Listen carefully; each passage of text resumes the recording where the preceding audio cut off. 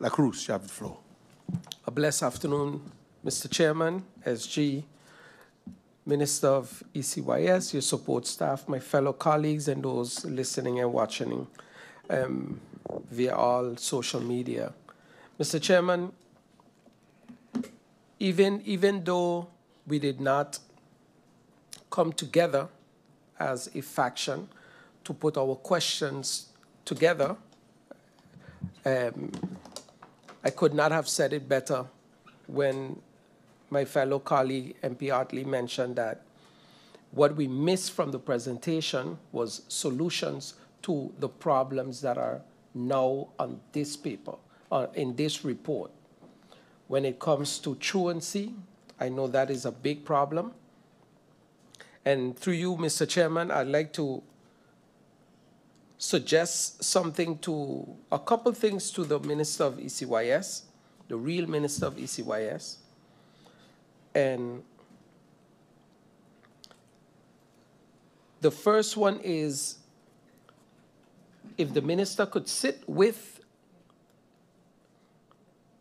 the Minister of Justice and come up with a plan on how to speed up the process for the documentation for the foreign teachers that are here or are invited here for themselves and their families.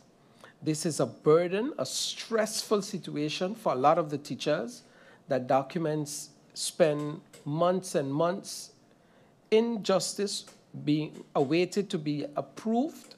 And these teachers cannot even, once arrived here, they can't even leave for Christmas and spend time with their families that are away. And that is something that definitely frustrates the teachers. And as I saw in the presentation, we have 152 of those. Then, Mr. Chairman, to you, also, I saw the report, and I would have liked to see maybe 2016, 17, 18, 19, 20 in one presentation so we could actually see what is going on, because in this report we only see this year, or the year that is presented, 2021, 2022, or 2020 to 2022. And I can't understand if these are numbers that have to be given on a monthly basis, and especially with truancy, and I know that myself, that it takes so long to have these numbers to the education department so that these reports could be put together. Are there any consequences to that? Because I know some schools move very lackadaisy about it, so the information comes whenever they feel like sending it. Then, Mr. Chairman, again through you, how exactly are the subsidies distributed or divided among the schools? What are the criteria for this? So is it how much students pass? Is it how much students write into the school? What are the criteria to that? Because I have a couple ideas, but I'd like that information first before I bring that forward. Then, again, one of my colleagues mentioned about the students that don't speak English, and I am aware, I don't know if the school still exists, but there was a school from Teacher Claire, that's what they called her, and I've seen students that got here, could not speak English, got into Academy PSVE after doing 1 or 2 years by her, got into Academy PSVE, and then went to the academic side of Academy and graduated valedictorians. So the language was a problem, but through this school, there was a upvang. So I haven't seen, and I don't know if that school receives any subsidies, but seeing that we have a compulsory education, I do think that this is something that the minister should look into, because they are eventually, they're still our kids and we have to deal with them. Then, yep. So again, just maybe a short presentation of the problems that the minister has seen and what are her plans and solutions based on just this report. That would be nice for us to sit down and deliberate and come up with ideas. Thank you, Mr. Chairman. Thank you, MP La Cruz. MP Weaver, you have the floor. Thank you, Mr. Chairman. Good afternoon to the Minister, support staff, my colleagues, all those listening via media, and those present here today. When it comes to the subsidy for the schools, I know the calculation is basically per head count per student, in a sense. How does that work for the bus payments? Is it the same concept? I ask because when you also check, sometimes you see just civilians on the bus getting out of the school buses as well.